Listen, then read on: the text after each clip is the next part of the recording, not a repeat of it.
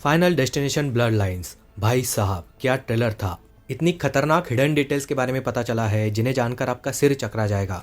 कैसे ये मूवी बाकी सारी मूवी से कनेक्ट हो रही है, ये एक सीक्वल है या फिर प्रीक्वल। ब्लड लाइन्स का क्या मतलब है, पिछले पार्ट्स में से कौन सा कैरेक्टर हमें फिर से देखने को मिलेगा, मूवी की कहानी क्या होने वाली है और ऐसे कौन से डिटेल्स है जो आपने इस ट्रेलर में मिस कर दिए हैं। सब कुछ डिस्कस करेंगे, ट्रेलर का डिटेल में ब्रेकडाउन करेंगे, जिसके बाद आप खुश जरूर हो जाओगे। वीडियो शुरू करने से पहले अगर आपको भी ऐसी ही हॉरर थ्रिलर, मॉन्स्टर्स या फिर क्रिएचर्स वाली मूवीज देखना पसंद है तो आप चैनल को सब्सक्राइब कर सकते हो, क्योंकि यहाँ पर हम ऐसी ही मूवीज के बारे में डिस्कस करते हैं और ट्रेलर का ब्रेकडाउन भी करते हैं। अब बिना टाइम वेस्ट करे वीडियो को शुरू करते हैं और कुछ बेहतरीन हिडन डिटेल्स के बारे में डिस्कस करते हैं।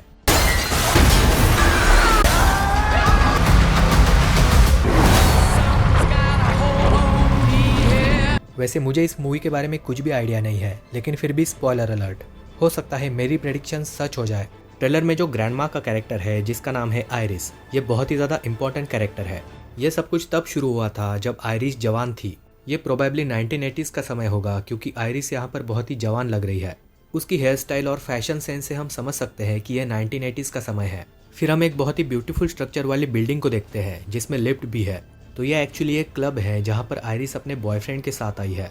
वैसे इस सीन को देखकर और बाहर की व्यू को देखकर भी हम समझ सकते हैं कि ये 70s या फिर 80s का समय है। यहीं पर हम एक खूबसूरत झूमर को भी देख सकते हैं जिसका इंपॉर्टेंस हमें आगे पता चलेगा। तो लोग यहाँ पर नाच रहे हैं, जिसके बाद बियर की बोतल ओपन होती है। बोतल की कैप जाकर उसी झूमर को लगती है जिसका एक टुकड़ा नीचे गिर जाता है।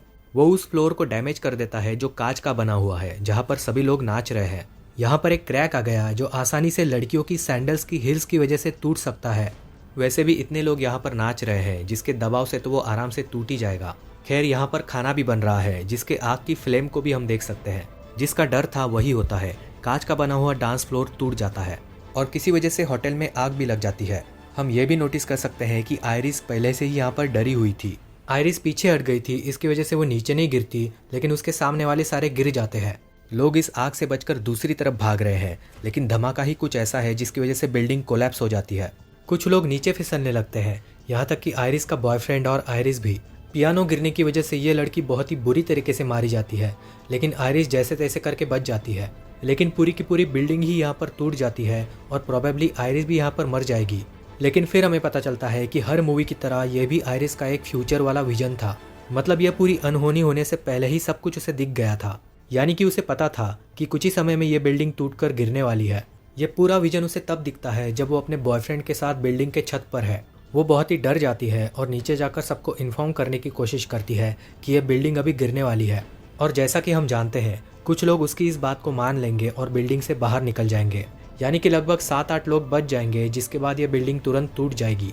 ऐसा हमने सभी पार्ट्स में होते हुए देखा है।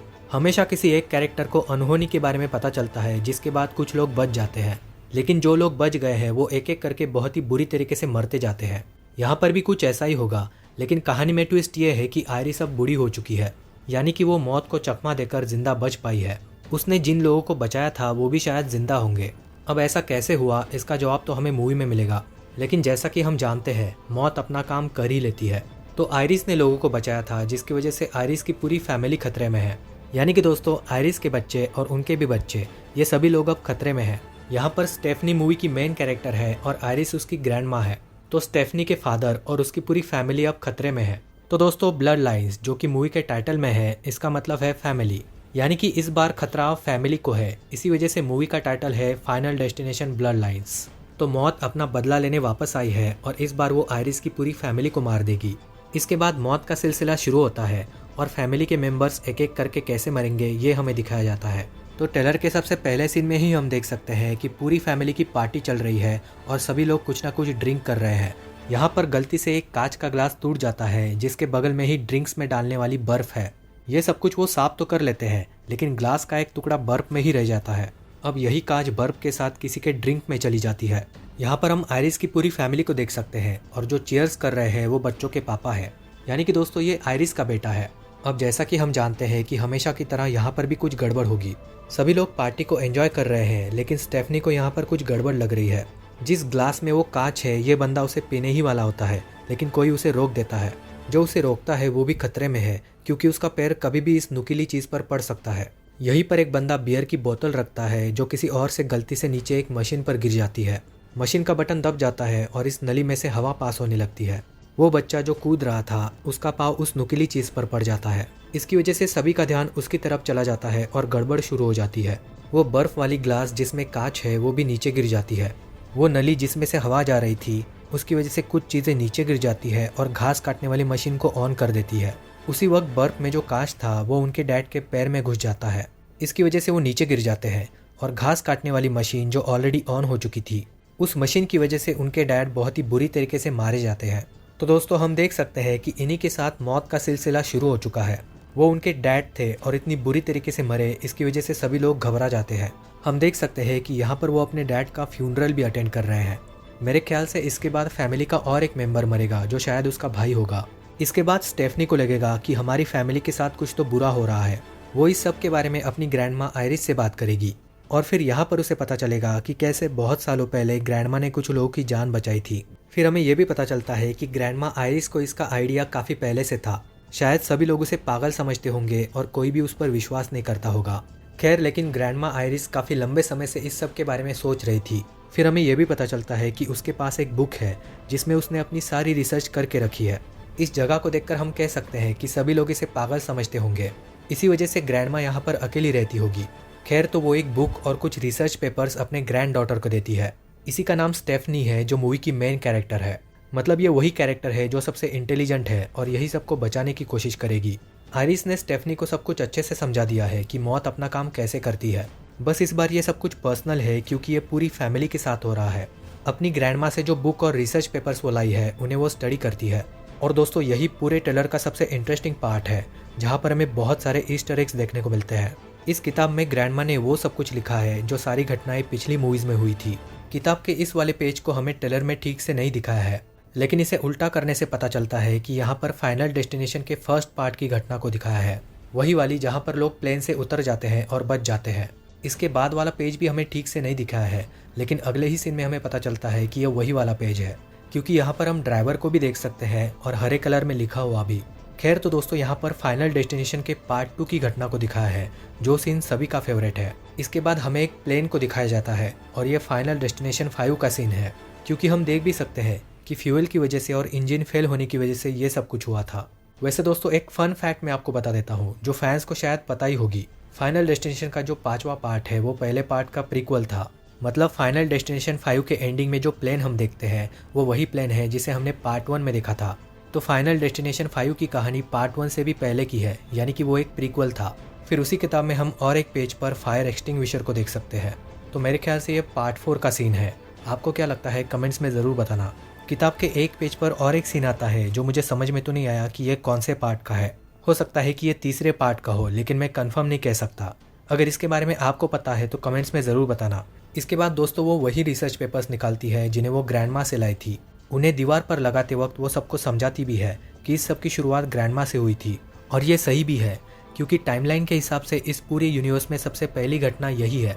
फिर इसके बाद वाली अनहोनी है ब्रिज वाली, और फिर इसके बाद है वो प्लेन वाली, फिर है रोड वाली, और उसके बाद रोलर कोस्टर वाली, और आखिर में है रेस ट्रैक। ये सब कुछ मैंने आपको टाइमलाइन के हिसाब से बताया। तो दोस्तों मेरे ख्याल से वो इस वाले सीन में ब्लड लाइन्स के बारे में समझा रही है। फन फैक्ट ये है कि यहाँ पर हम जिन लाइन्स को देख रहे हैं वो भी रेड है। तो खैर दोस्तों मैंने इन सारी न्यूज़ की हेडलाइंस पढ़ी। इनमें से सिर्फ 1 या 2 मौतें ही पिछली मूवीज से रिलेटेड है, लेकिन बाकी जितनी भी न्यूज़ है वो आज तक हमने कभी भी नहीं देखी है। तो दोस्तों इसका मतलब है कि जो बच गया ये सारे उनके फैमिली मेम्बर्स है। मतलब जो इंसान बच गया है उनके सारे फैमिली मेम्बर्स मारे गए हैं। तो यहाँ पर हमें ब्लड लाइन्स का कंसेप्ट पूरी तरह से समझ में आएगा। यहाँ पर एक न्यूज़ है, अपार्टमेंट फायर ल्यूज मैन डेड। सिर्फ यही एक चीज़ मुझे पार्ट 2 वाले सीन से कनेक्टेड लगी, लेकिन काफ़ी हद तक पॉसिबिलिटी है कि यहाँ पर उस सीन की बात नहीं हो रही है। इसका मतलब है कि इस दीवार पर जितने भी न्यूज़ हमें देखने को मिल रहे हैं वो सारे नए हैं। मतलब ये सब हमने इससे पहले कभी भी नहीं देखा है। तो हाँ, डेफिनेटली ये बचने वालों के फैमिली मेम्बर्स की ही न्यूज़ है। यहाँ पर यह बात कंफर्म हो जाती है कि पहली बार इस सीरीज़ में हमें एक नया कंसेप्ट देखने को मिल रहा है। तो दोस्तों वो अपनी फैमिली को ये सब कुछ समझा रही है, लेकिन कोई भी उस पर विश्वास नहीं कर रहा। और ये वही लोग हैं जो इस मूवी में एक एक करके मारे जाएंगे। इवन यहाँ पर वो सबको बोलती भी है कि हम सबको तो पैदा भी नहीं होना चाहिए था। खैर इसके बाद हमें एक सीन देखने को मिलता है जहाँ पर उनके सामने से एक ट्रक गुजर रही है। इसे देखकर वो डर जाती है क्योंकि इसे उसने किताब में भी देखा था। वो जिस वैन में है उसके बगल में भी एक ब्लास्ट होता है जहाँ पर एक कैरेक्टर मारा जाएगा और एक कैरेक्टर शायद इस सीन में भी मरेगा। लेकिन ऐसा भी लग रहा है कि हमारी मेन कैरेक्टर यहाँ पर उसे बचा लेगी। इसके बाद दोस्तों हमें टोनी टॉड का भी कैरेक्टर देखने को मिलता है जो अब प्रीस्ट बन चुका है। पार्ट 4 को छोड़कर ये बाकी सारी मूवीज में हमें दिखा है। इसका नाम है मिस्टर ब्लडवर्थ और हमेशा की तरह यहाँ पर भी ये लोगों को मौत की कड़ी के बारे में समझा रहा है। इसके बाद सबसे इंटरेस्टिंग सीन आता है जो है इस ट्रेलर का सबसे आखिरी सीन। ये टैटू वाला कैरेक्टर जिसके हाथ में पट्टी बंधी है वो बात करते करते रोड पर चला जाता है और ऐसा दिखाया गया है कि वो इस ट्रक से मारा गया। लेकिन दोस्तों ऐसा नहीं है, यहाँ पर वो मरता नहीं है बल्कि बच जाता है। हम देख सकते हैं कि ये ट्रक उसके काफ़ी पीछे है। तो हाँ, ये लोग ऐसा दिखाएंगे कि इस सीन में वो मरते मरते बच गया और इसका मेरे पास प्रूफ भी है क्योंकि मूवी का टीज़र भी रिलीज़ हुआ था। वहाँ पर हम इसी कैरेक्टर को जिंदा देख सकते हैं और ये वाला सीन बहुत ही खतरनाक है। यहाँ पर वो अपने मोबाइल को देखता है और अपने मरे हुए डैड को याद कर रहा है और हम देख भी सकते हैं कि वो काफ़ी दुखी है। इसकी वजह से सैड सॉन्ग भी सुन रहा है। वो अपने हाथ पर डैड नाम का टैटू भी बनाता है और इसी सीन में फ़ैन की वजह से और जलने के बाद उसकी मौत होगी। तो काफ़ी दिनों से वो ये टैटू बना रहा था, इसी वजह से उसके हाथ पर पट्टी बंधी थी। शायद वो इसे पूरा होने के बाद ही दूसरों को दिखाना चाह रहा होगा, लेकिन बदकिस्मती से टैटू पूरा होने के बाद ही जलकर उसकी मौत हो जाती है। सोच कर देखिए, मरने के बाद भी उसका टैटू किसी को भी देखने को नहीं मिला क्योंकि वो जल गया था। खैर दोस्तों, ट्रेलर मुझे बहुत पसंद आया। आपको कैसा लगा कमेंट्स में ज़रूर बताना। आपने इस ट्रेलर में कौन सी डिटेल्स को नोटिस किया और आप इस मूवी के लिए कितने एक्साइटेड हो? कमेंट्स में मुझे अपने ओपिनियंस को ज़रूर बताना। वीडियो पसंद आया होगा तो इसे लाइक करने के साथ साथ आप चैनल को सब्सक्राइब भी कर सकते हो क्योंकि यहाँ पर हम हॉरर, थ्रिलर और क्रिएचर वाली मूवीज़ के बारे में ही बातें करते हैं। और हाँ, बेल आइकन को प्रेस करना मत भूलना।